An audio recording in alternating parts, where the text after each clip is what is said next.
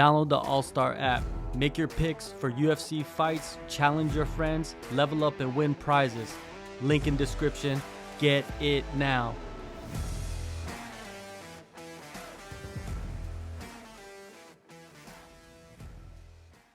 What's going on, everybody? This is Keithian Whitner. I am a 2-0 professional MMA fighter fighting out of Bangtao Muay Thai, living here in the beautiful Phuket, Thailand, and I am the next featherweight great. Just to break down my whole story, I'm from Georgia. I'm from Atlanta. I was raised on the east side in Zone 6. I went to Redan Middle, you know what I'm saying? I got in a lot of trouble there, but growing up, basically, I was in gangs, you know, like my older cousin was one of the biggest Crips in Georgia, and he would basically, I wouldn't say put bounties on my head, but he would make me fight every day. Like, cause my mom was known for fighting. Like, it's a notorious story of my mother getting jumped and getting like stabbed with nails, and she still fought and beat up the girl. So it's like I come from a fighting family. My granddad was a fighter, but the thing is, growing up, I wouldn't say I had it hard, but it was it was rough. And my cousin, he would just make me fight, cause I don't know why, but he was somebody that I looked up to. So basically, he would hang out. We would hang out. And if he seen a little kid, he would just tell me to go fight him. I got off the bus, he would tell me to go fight him. I'm at school. It's one time I remember vividly where he's telling me like to go up to a guy and just slap him. So it's like I was bad, like, and I grew up kind of a bully. Like, I was the bully because that's who I was like molded to be. But I say all that to say, I know that that's how my faith in God got strong, because I knew that that wasn't the right path that I needed to go down. So I saw my mom change as a person too. I saw her change from like this like wild individual to following God and kind of like changing, like her whole heart posture changed. And I think that's what led me to my faith and how I'm so strong with Christ. And I really, really, really appreciate my mom for that. So if you could get anything out of this interview, I would know that like my mom is like my rock. Even though like I grew up with no dad, like for the longest time till I was 24 years old, I didn't even know that I had a dad. And yeah, I'm very grateful for it, which led me into being in sports and excelling in sports actually. So I was known for fighting, and then when I got probably to high school, my mom moved us. She moved us from the east side to Clayton County, and I just was all into sports. And I was known as the little guy who always had a ball in his hand. Like, I always had a football, a soccer ball, anything that I could do to keep myself active, that's what I did. And I excelled at everything. From high school on, even though we kind of lost, I was always the star of everything. Everything I've ever done, every single sport that I've ever done, I've always been great at. And I'm not talking about, oh, he scored a couple goals. No, I was like top in the nation in everything that I've done. And with that being said, it kind of took away from my sports. I mean, from my grades, because I didn't have the best grades, so I had to go JUCO. So once I went JUCO, I got many offers from many Division I schools, and I chose Colorado State because I really found a home with Coach Bobo and all of them, because they were originally from Georgia. So I get there, you know, things are okay, I guess. It was going good, and then I actually ended up getting kicked off the team because I was having sex with a girl, and the next door neighbors actually thought that we were fighting. It's crazy. So there's a law in Colorado that says that if there's a domestic disturbance if I open the door, I have to go to jail. So I ended up going to jail off that, and then off of that, I was racially profiled for dating a white girl. So I've never, quote unquote, did anything wrong. It's just, for me being black in Colorado, it was a lot of racially profiled experiences that actually molded me to the man that I am today. Because after those experiences, I didn't like police. I didn't like anything with the government. But then I had to sit down and talk with myself and talk to God, and I was just like, that don't make me. Just because that happened to me, it doesn't mean that I have to hate anybody. But piggybacking off of that, I went through all of that. I went through those experiences. I've been through so much in my life. Like even at the age of 10, I had a female babysitter, and she basically like had her way with me. Like that, like I've been through a lot, and I want to believe, and I know that God got me on this path for a reason, because I truly, honestly believe that it formed me with this mindset that I have now for fighting. This is why I'm the best at fighting. This is why I can go, and this is why I won't be broken. This is why I can't be broken. It's because I've been through so much in my life, to where a lot of y'all would have folded. A lot of people wouldn't have been able to do what I've been able to do. A lot of people would have broke down. A lot of people would have threw in the towel and worked a 9 to 5.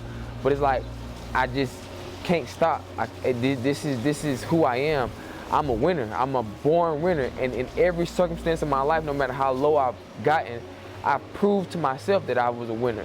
And it's not that in the moment I'm saying, oh, I'm a winner. No, in the moment I'm saying, I gotta keep putting one foot forward.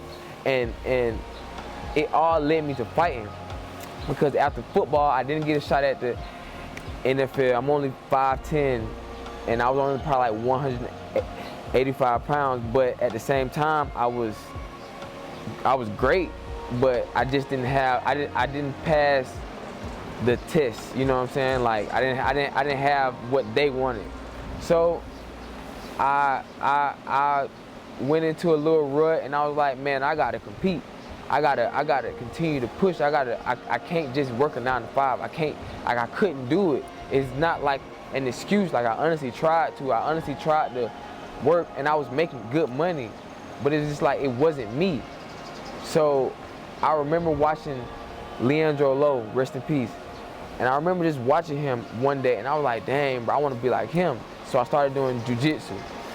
Then I was like, this is it's cool, but it's not getting that itch off. Then I started doing Muay Thai. And I'm like, this is cool too. And then once I started wrestling, and I started like seeing what I could do and what I could be, and the people that I naturally gravitated towards were winners.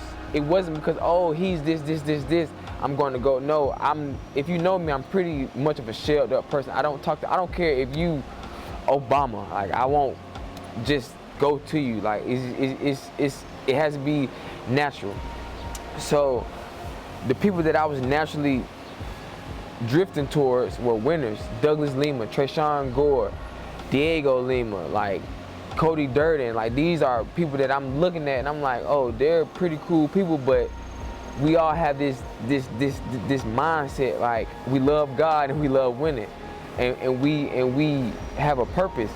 So for the longest time, I always wanted to try fighting. Like I always wanted to wrestle in high school and all that stuff. But I remember wrestling, and my mom was like, "No, you ain't doing that. You playing football. You ain't doing that. You playing soccer." Like she wanted me always to do like the hard gridiron sports, which I thank her for, because, bro, without football, that's the mindset that anybody need to have. Like without football, I wouldn't be as much of a leader as I am. On every team that I've ever been on, no matter if it was from Pee Wee to Division I, I've been a leader. I've been the person who had what it took to bring my troops and rally my troops. That's who I naturally am.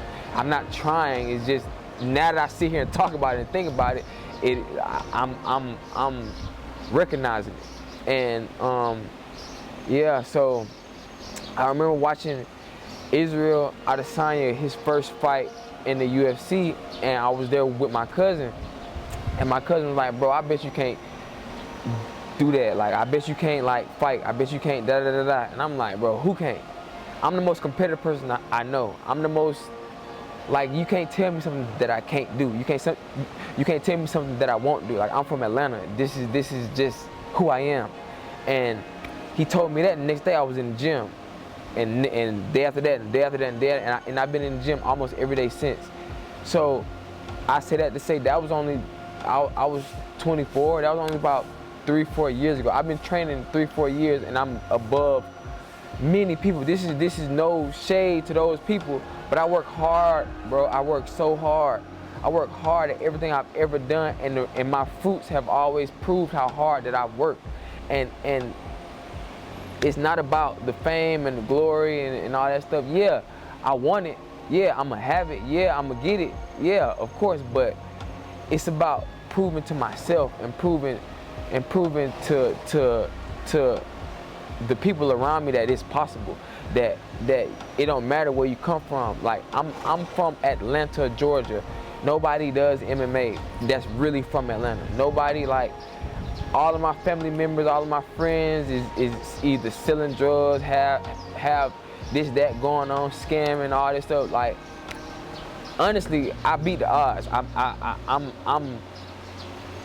I'm different. I ain't gonna say I'm not supposed to be here, but I'm here.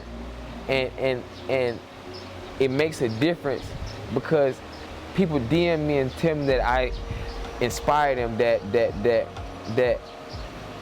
the things that I do and I post, it makes them want to get up and go work out. It makes them want to get up and go follow their dreams. If it's doing stocks or trading or whatever they're into, selling shoes or cooking plates, whatever they want to do, it fills my heart with joy to know that me following my path has inspired somebody to get up and walk in theirs.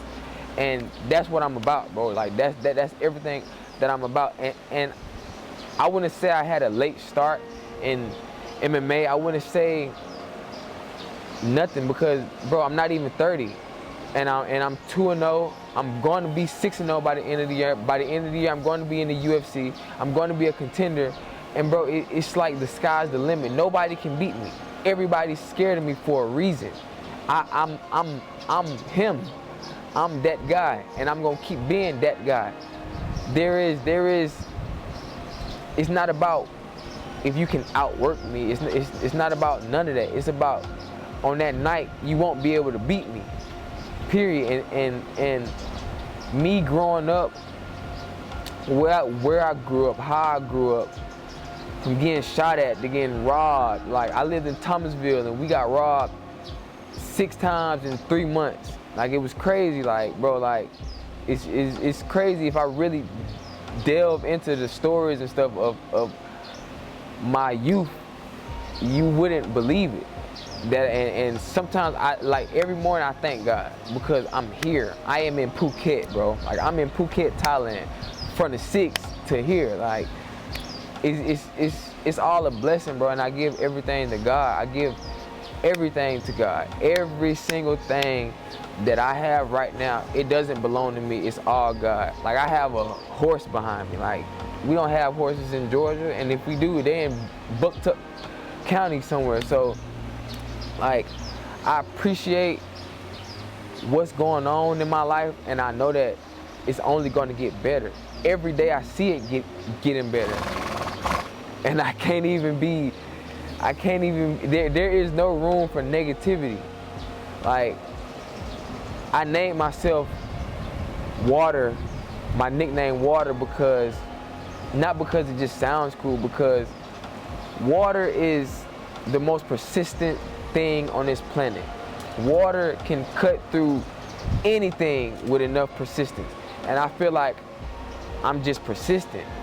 I flow, I crash, I do it all, but I put one foot forward, and I always have my goals, my mindset, and God in front of me, to the point where nothing can stop me. Brother, nothing can stop me. Nothing in this world can stop me from achieving my goals. Nothing can stop me from getting what I want out of this life. And I know that I'm gonna get it because what I want is to help others. What I want is to put my mom in a big house. What I want is to share the gospel. What I want is to spread love and spread joy. And if you really hang out with me, this is my first time ever even openly expressing this, because I don't like talking about this type of stuff. I'd rather show you better than I can tell you. I don't go around saying, oh, I'm gonna be the champion, or I'm gonna da-da-da-da-da. No, I know I am, he know I am, everybody know that I'm gonna be great, but I show people. I come into the gym every day. I do what I need to do. I work my hardest. Even when I'm injured, I'm in the gym. Even when I'm hurt and can't train, I'm in the gym. Even when I'm not fighting, I'm in the gym helping somebody else with their fights. It's like, it's not a choice. This is just who I am. I grew up in the church. My uncle was a pastor. He had his own church in the heart of Atlanta, actually. So, yeah, he had a church right off of Ralph David Abernathy, right by the Coca-Cola. So it's like that alone, just growing up in it, it already set a foundation. And I know that without that, I wouldn't be who I am either. But of course, you kind of get burnt out in your teens of it, and I think that's where I kind of drifted away from it. But seeing my mom turn from, I don't want to say wild, but like, she was like a black mom. Like, she was like fighting and, you know what I'm saying, smoking and all that stuff. Like, she was a mom, but I seen her heart posture turn from that to like this amazing woman of God. And I look at it and I was like, dang, bro. Like, one day I remember looking at my mom like, bro, this is a different person. And I was like trying to like tick off boxes of why, and it just clicked on me like, bro, God really changed my mom. Like, my mom is a completely different person from who she was 15 years ago, and it's because of God. Like, she has shown me that it don't matter who you are and what your circumstances are. As long as you got God, He's going to continue to change you and continue to try to get closer to Him. Because it was times, bro, like, we didn't have lights for a month. Like, we literally didn't have lights for a month. We had to take everything out the refrigerator and stuff like that. And I remember my mom just saying, just be patient. God got it. Just be patient. And I remember like crazy stuff happening. Like for instance, I got locked up for kicking in the door. And I remember going to court. I remember I got locked up and I went to court that Monday. I got locked up on a Friday, went to court that Monday. So I had to sit.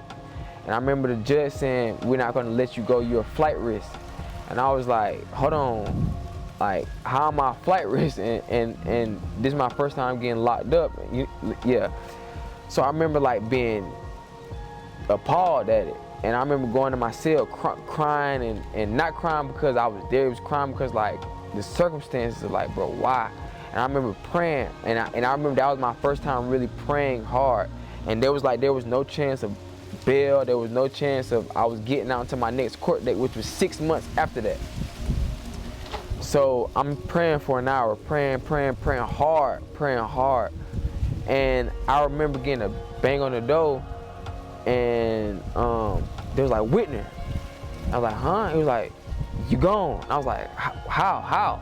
And he was like, I don't know, something happened in the system, but come on. I was like, bro, you playing, bro, stop playing with me. He was like, bro, like, you really gone? And I was like, you couldn't get me out there quick enough. Like, so once that happened, that's when my faith like activated. Like, it was like, oh snap, bro, God is real. And even when I was like released, I called my mom. I was like, Mom, come pick me up. And if you know Clayton County Jail, it's the worst jail besides Rice Street in Georgia. So like, I just remember vividly being treated like an animal, and I remember that whole experience to this day. I was about 16, and I still think about it because it's just a testimony. And I really, really, really wouldn't be here today without that experience, because that's what activated my faith. And that's why I have so much faith now. And I be around people and they'll be like, how is this gonna happen? How are you gonna do it? I'm like, bro, I give it to God. Everything right now is for God, to God, with God, through God. So I don't know how I'm gonna get here tomorrow. I don't know how I'm gonna do this. I don't know how I'm gonna pay these bills. Every single time God has came through. It's amazing to say. It's amazing to finally say it out loud and put it on record. Like, God has came through every time. That man is 100% from the free throw line. He 100% from the three-point line. So it's like, things like that help me to exercise my faith and help me to spread how I'm so great to people, I guess. Like how I feel about life, because brother, I'm from Georgia, I'm living in Thailand, and it's all through faith. This year I will be in the UFC. This year I probably end up fighting in Rising, maybe April or May. I will get maybe 2 or 3 more stoppages. I'm going to probably end up coming in short notice on the card, on the UFC card, probably at the end of this year. Like, I know it's going to happen. Like, God has told me this. I know for a fact. And I'm going to go to the UFC. I'm going to keep working hard. I'm going to stay healthy. I'm going to keep putting God first, and I'm going to do my thing. I'm just going to be me. Like, there is nobody like me. My name is Akithian. There is no other person like me on this planet. I'm going to keep being me. I'm going to keep doing what I do. I'm going to keep on being a creative. I'm going to keep coming in with diamonds on, fashion on point. You know what I'm saying? I'm going to bring Atlanta to the UFC. And I'm going to be the first Atlanta champion.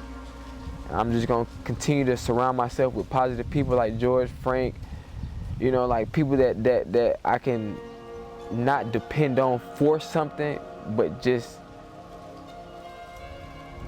here, just a mental. So yeah, and I'm in the right place. I'm in the right place of mind. I'm in the right state of mind. I'm in the, like, I just, it's kind of hard to explain. It's not something that you can feel or touch. It's like, it's like knowing something. Like, you have to really understand to know. Like, I know what I'm capable of, and I know where I'm going to be, and I know that once I get to the UFC, it's not going to be a if and or but.